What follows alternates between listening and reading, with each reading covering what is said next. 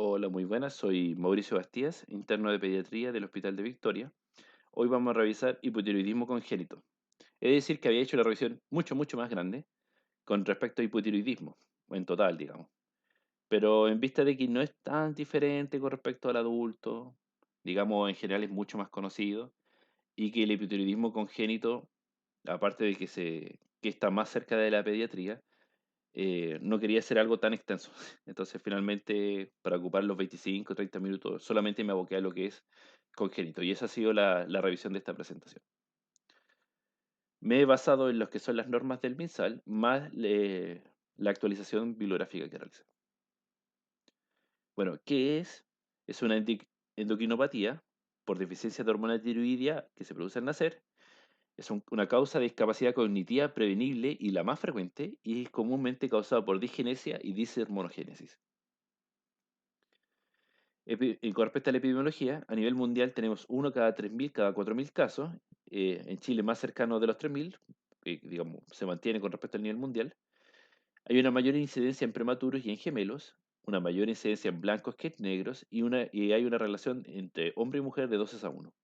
Existe mayor riesgo de malformaciones cuando está presente y en una prevalencia de un 8,4%. ¿Por qué es importante hacer la revisión de este tema? Porque además del tamizaje, que está bastante estandarizado, alrededor de un 10% de estos pacientes no van a caer dentro del tamizaje, o sea, van a tener un hipotiroidismo, pero con pruebas que en una primera instancia van a salir normales. Por lo que en estos pacientes es bastante importante la sospecha clínica al momento del diagnóstico. Además, las características clínicas más frecuentes observadas tanto en el recién nacido como en lactantes pequeños son la presencia de una fontanela posterior mayor de 5 milímetros, hernia umbilical y piel seca. Es importante determinar la etiología del hipotiroidismo congénito, pero este no tiene que retrasar el inicio del tratamiento.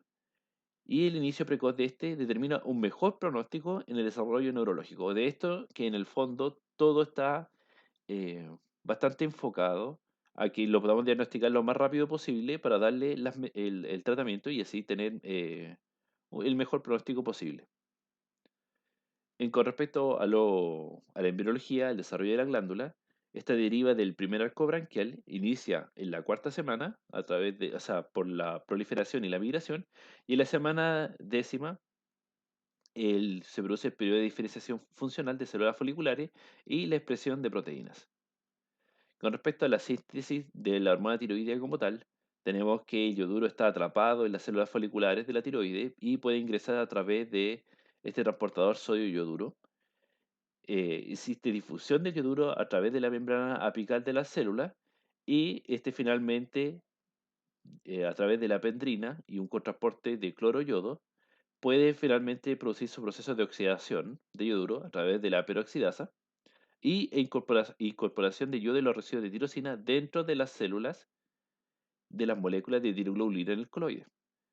La combinación de estas finalmente nos va a hacer la clásica diyoditironina entre dos de estas para formar la T4 y entre una mono y una di para formar la T3.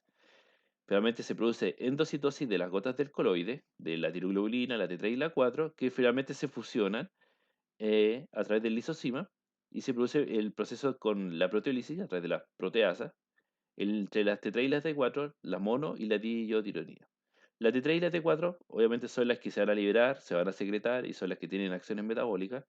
Y la monoyotironina y diyodo van a, a degradarse en tirosina, retículo endoplásmico y al Golgi y aquí se van a reincorporar.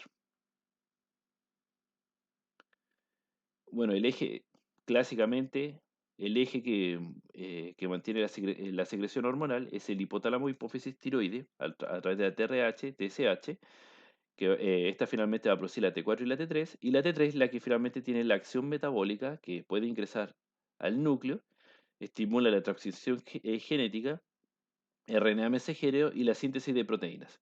Y esta finalmente va a contribuir al crecimiento, al sistema nervioso central, cardiovascular y metabólico. En el fondo, la T3 y la T4 son las que finalmente digamos, inundan todo el organismo y contribuyen al metabolismo. Y en el fondo casi no hay célula que no tenga receptor para esto. El eje funcional Este eje es funcional al final del primer trimestre y durante este trimestre el desarrollo depende de la concentración de T3 y T4 maternas. Etiología, primario, disembriogénesis, que corresponde al 85%, donde tenemos la aplasia, hipoplasia, ectopia, donde estos son 2/3 de todos los casos de este 85%. Hormonogénesis, que responde al 15% restante, donde tenemos defectos, ya que son más localizados, de, digamos, proteínas, y defectos tanto de la síntesis de la tirosina, como también de los transportadores, ¿ya? Y si se fija, son bastante, con valores bastante menores. En una tercera instancia tenemos la resistencia a la unión o sensibilización ante la TSH, que puede ser tanto del receptor como un defecto de la proteína G, y ya aquí en una instancia que son menores, tenemos hipotiroidismo central, del déficit de la TRH y de la TSH, periférico, cuando tenemos defectos del transportador de hormonas tiroideas y resistencia a hormonas tiroideas, y transitorio, que ya que hay muchas más causas, donde tenemos el déficit o exceso de yodo, uso de drogas antitiroideas maternas, paso transplacentario del TRAP materno, mutaciones heterocigóticas, hemangiomas hepáticos o congénitos. Es una larga lista realmente. Pero los primarios son, si se fijan, la mayor cantidad. Este cuadrito lo he puesto básicamente para, digamos, establecer las grandes diferencias que hay en las mismas pruebas para, obviamente, la pesquisa de hipotiroidismo. Cuando es primario, vamos a tener la clásica TSH alta y la T4 baja, que se puede traducir en bocio y esto va a depender, obviamente, de la edad. Subclínico, similar al primario, pero con la T4 libre, o sea, disculpa, con la T4 total, que va a estar normal. Y por lo tanto, este es un paciente que tiene síntomas, pero con hormonas no normales, ¿ya? Y que normalmente su etiología tiene que ver con procesos inmunitarios. Central, cuando tenemos la TSH baja o normal, con valores de T4 baja, y obviamente aquí la evaluación tiene que ver principalmente del eje. Tenemos el déficit de la tiroglobulina, que la TSH está normal y la T4 va a estar baja. Y obviamente en este paciente necesito pedir una T4 libre que va a estar normal. Cuando son prematuros, pueden tender a la TSH baja o normal con T4 baja y obviamente la T4 libre va a estar finalmente normal. Aquí realmente son alteraciones realmente de la proteína. El eutiroideo que está enfermo es similar a los anteriores, si se fijan, con TSH bajas o normales, T4 bajas, T3 bajas y especialmente estos pacientes tienen una acción aumentada de la T3 reversa. Y los procesos de resistencia, la TSH va a estar normal, T4 alta y T3 elevado, o sea, un aumento explosivo de la hormona y con TSH normales porque en el fondo el problema es con el receptor. De esto, más que estarlo analizando por cada uno, existe varias implicancias importantes. Si se fijan aquí, tengo 1, 2, 3, 4, 5 procesos que tienen TSH normales, de los cuales 4 tienen T4 bajas. O sea que aquí cuando tenemos TSH normales con T4 bajas, sale que existe una discordancia entre la TSH y la T4, porque obviamente debería ser como digamos en el caso primario, si la TSH está alta, la T4 debería estar baja, o no, o sea, no debería estar normal. Por lo tanto, estos 4 pacientes, bueno, considerando la resistencia, que obviamente es más fácil porque la T4 está elevada, hay que no solamente quedarnos con el tamizaje, sino que hay que seguir estudiándolo. Porque estos 4 cuadros realmente son indistinguibles a través de TSH y T4. Ese es el punto. Y otra cosa que de mencionar que el tamizaje es más costo efectivo realizarlo a través de TSH. Por lo tanto, esto, digamos, en una primera instancia es peor, porque tenemos 5 cuadros que son similares y 2 entre el primario y el subclínico. En una primera instancia vamos a revisar la diginesia, es 2 veces más frecuente en mujeres, está asociado a mutaciones de factores de transcripción. Lo más común, 2/3, son ectopias, donde la localización más frecuente es en el conducto tirogloso. Atresia, con ausencia total del tejido. Hipoplasias causadas por resistencia a la TSH con mutaciones del cromosoma 15. Dishormonogénesis, que estos son del 15%, la digenesia es del 85%, donde tenemos alteraciones en la biosíntesis y en la secreción. Es una patología autosómica recesiva que produce bocio, con defecto en la actividad de la peroxidasa, mutaciones genéticas, DUOX-X2 o THOX2, mutaciones de genes que codifican para la tiroglutamina. Hipotiroidismo congénito central, que donde tenemos un defecto en la producción de la TSH, esta finalmente está asociada a hipopituitarismo, por lo que estos pacientes finalmente tienen alteraciones de otras hormonas, sexuales, hormonas del crecimiento, etcétera, asociadas con paladar hendido y piel moteada. Defectos periféricos. Podemos tener defectos del transportador de la monocarboxilasa. Tenemos el síndrome de Ehlers-Danlos, donde no hay paso de la T3 a las neuronas, con T3 elevado, T4 bajo y TSH normales. Obviamente estos pacientes, como tienen disminución de la actividad de las neuronas, van a terminar teniendo retraso psicomotor o alteraciones neurológicas directamente. Hipotiroidismo transitorio, donde obviamente esto va a depender de dónde hagamos la revisión. Aquí no encontré datos estrictamente de Chile, pero se ve que en Europa han aumentado bastante. Está asociado a la deficiencia de yodo, es más frecuente en prematuros, el eje tiroideo está inmaduro y hay suspensión abrupta de la T4 materna. Hay anticuerpos maternos de 3 a 6 meses, estos se normalizan. La exposición del feto antitiroideo, que es un caso cada 30.000, estos normalizan a las 2 semanas de al nacer. Al estar expuesto en yodo, tenemos la midarona, los medios de contraste, estos resuelven a los 4 o 5 meses, este es el que resuelve más tardíamente. Y los hemangiomas hepáticos, donde tenemos aumento de la enzima 3-yodotironina de ionidasa, y esto mejora según la evolución del hemangioma. Obviamente estos necesitan un estudio más dirigido, pero la resolución del cuadro per se nos puede hacer hincapié básicamente en la etiología. Digamos, cuando obviamente llegamos tarde y estamos mirando hacia atrás. Tamizaje. Vamos a determinar los niveles de TSH en una muestra. Es la más sensible. Antiguamente se realizaba con T4, pero hoy se hace con TSH solita. Y bueno, depende de las recomendaciones que uno haya revisado. A las 37 semanas se realiza las 40 horas de vida, entre 35 y 36 a los 7 días, menor a 35 semanas entre los 7 y los 15 días.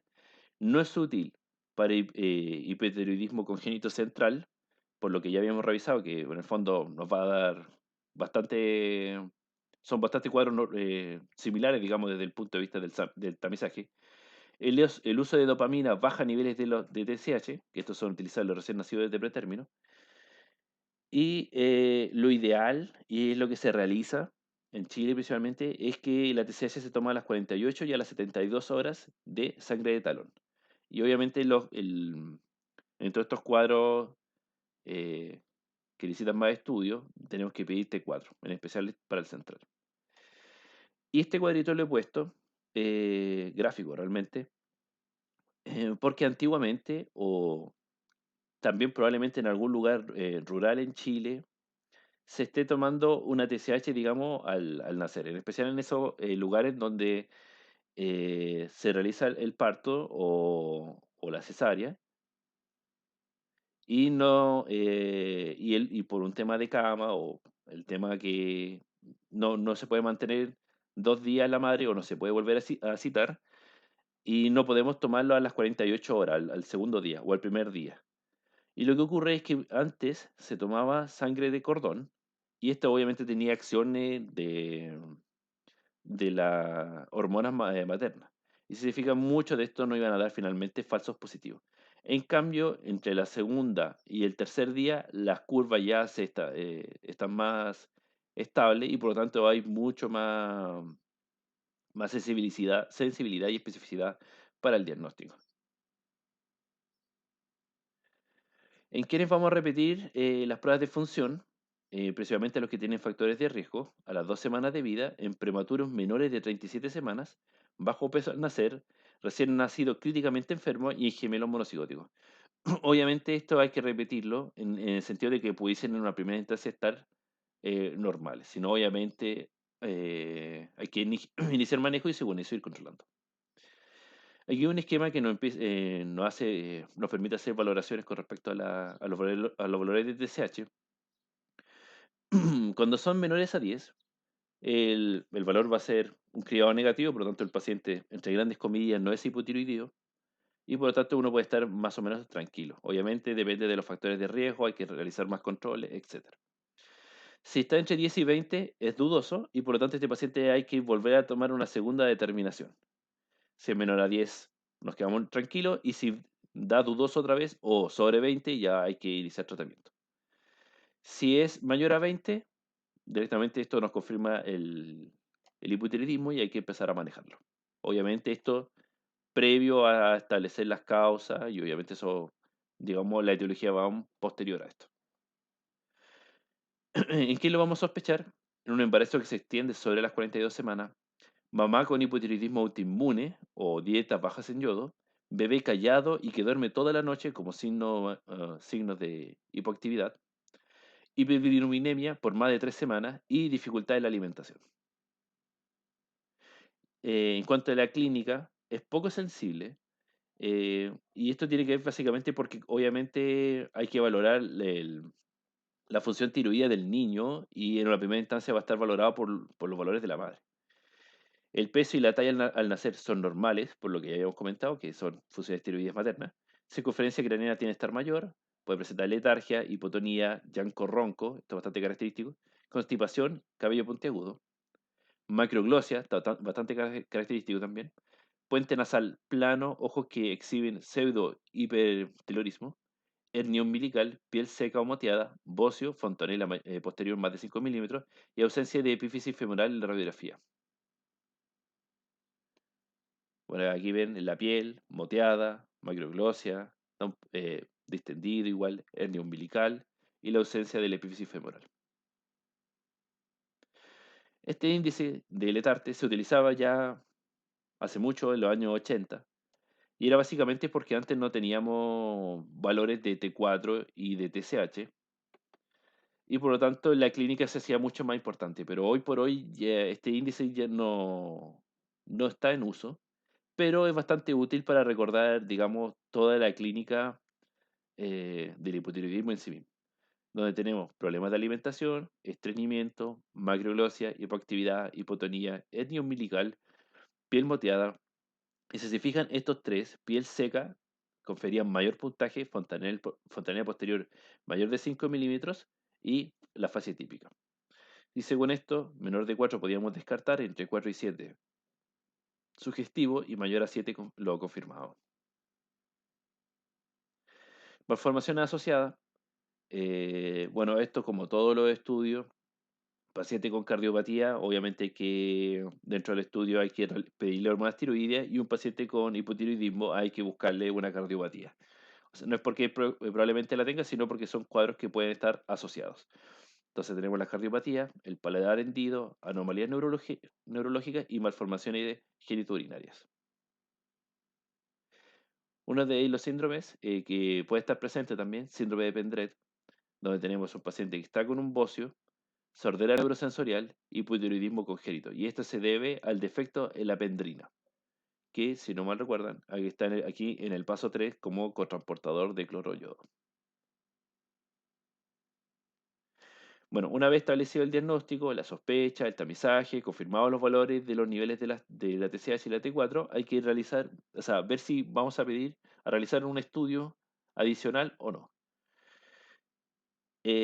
Pero en general, lo que vamos a buscar son la tiroglobulina para determinar la cantidad del tejido, captación y escaneo con radionucleidos o ecografía para buscar la glándula. Recordemos que lo más común es la ectopía.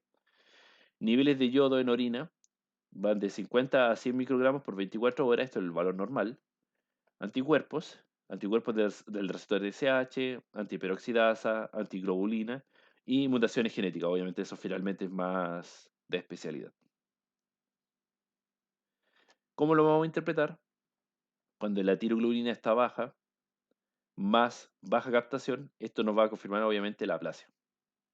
Cuando la tiroglobulina está elevada, va a haber un defecto de los receptores o bien podría haber una patología, digamos,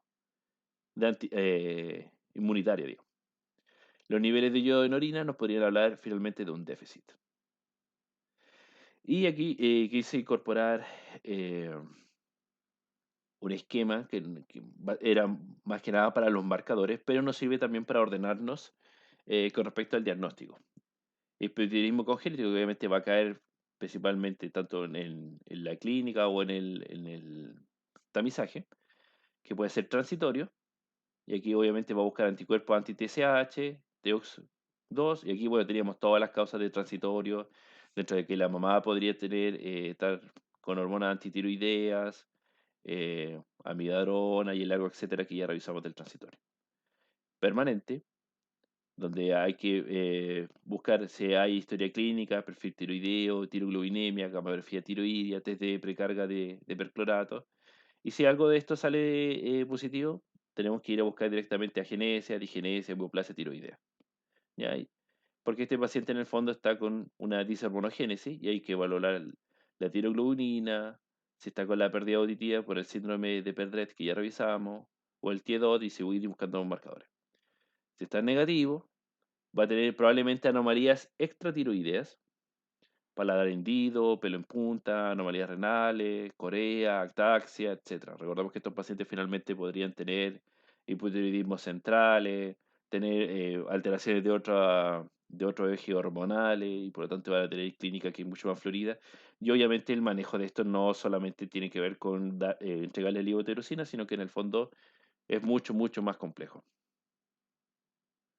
El tratamiento debe iniciarse una vez que se confirme el diagnóstico, lo más temprano posible. Hay que normalizar la T4 en menos de 2 semanas, con valores mayores a 10, y la TSH finalmente en un mes. Obviamente esto regula más lento. La levotirosina, cuya dosis son de 10 a 15 microgramos por kilo día, y estos generalmente caen entre 37,5 a 50 microgramos por día, con presentaciones del 25 al 50. Y lo que nosotros tenemos que llegar finalmente es T4 libres, o sea, T4, disculpe, total, T4 con 10 a 16 microgramos por decilitro, T4 libres de 1,4 a 2,3 y TSH en valores menores a 5. Y en cuanto al tratamiento, o sea, de lo que hay que conversarle a la madre, que estas tabletas normalmente se trituran y se pueden dar con agua o con leche materna. La administración, lo que más se ha recomendado utilizarlos con cuchara de metal y actualmente no está recomendado ni utilizar ni plásticos ni jeringas porque esto podrían alterar el mecanismo de la hormona. Y la hora de administración, al igual que todas las levotirosinas en todos los pacientes hipotiroideos, tanto adultos como niños y jóvenes, tiene que ser al menos una hora posterior al último alimento o bien 30 minutos antes del siguiente alimento. Y en general casi siempre se indican en la mañana, casi al levantarse, casi al despertar. Básicamente por el ciclo circadiano que tiene la hormona la tiroxina, las hormonas. En cuanto a cada cuánto lo vamos a estar viendo, cada cuánto lo vamos a citar, hay que citarlo a la semana después de iniciar el tratamiento, cada mes hasta los 6 meses de vida, cada 3 meses desde los 6 meses hasta los 3 años, cada 6 a 12 meses hasta terminar el crecimiento y cada mes si hay cambio de dosis. Obviamente esto con pruebas tiroidea y evaluar principalmente el desarrollo psicomotor. Y obviamente cuando son más grandes ya el crecimiento, para en el fondo resguardarnos de que el niño pueda crecer normal. Otras recomendaciones es que estos pacientes tengan una evaluación neurológica. Estas ya son recomendaciones que ya están más determinadas en Chile también. Que la evaluación neurológica tiene que ser a los 3 al año y al año y medio y posteriormente una vez al mes. Y psicológica, las recomendaciones son aplicar una prueba de Bailey a los 4, 2 y 18 meses de edad y luego una vez al año hasta los 42 meses de edad. En niños mayores de 42 meses, utilizar la prueba de inteligencia de Stanford Binet y se aplicará una vez al año o cada 2 años hasta finalmente la adolescencia. En el fondo para recordar que tenga una vida normal, un crecimiento normal. ¿Y cuáles son el pronóstico y las consecuencias? Se han hecho test con valoraciones de IQ según con correlaciones con respecto al diagnóstico. ¿Sí? Y si nos fijamos, entre el diagnóstico sea más oportuno, más temprano, las pruebas de IQ son mayores. Por lo tanto, estos pacientes se benefician bastante del diagnóstico y el tratamiento oportuno. Y se ha visto que de no tratarlo, lo que nos vamos a encontrar va a ser con pacientes con déficit cognitivo, alteración del crecimiento óseo, alteración del desarrollo sexual, trastorno psiquiátrico, déficit intelectual, espasticidad y trastornos de la marcha y la coordinación. Finalmente, las conclusiones. El hipotiroidismo congénito es la endocrinopatía más frecuente, la necesidad de realizar el tamizaje surge del beneficio del manejo temprano versus las consecuencias sobre el desarrollo psicomotor, y a lo menos un 10% de estos no serán pesquisados con las pruebas tradicionales y por lo tanto se reivindica la importancia de la clínica en estos chicos, que en el fondo es la única manera en que los vamos a encontrar, o con repetirles las pruebas frente a la sospecha. Determinar la etiología no solo permite un manejo más dirigido, sino pesquisar patologías más complejas, en donde uno de los hallazgos o uno de los cuadros dentro de esta patología es efectivamente el hipotiroidismo, como puede ser en los síndrome de Pendred o en la patología central. El pronóstico en el paciente con adecuado manejo y pesquisa temprana es favorable. De hecho, muchos de estos hacen una vida normal. Y esa ha sido mi presentación. Espero que les haya gustado y muchas gracias.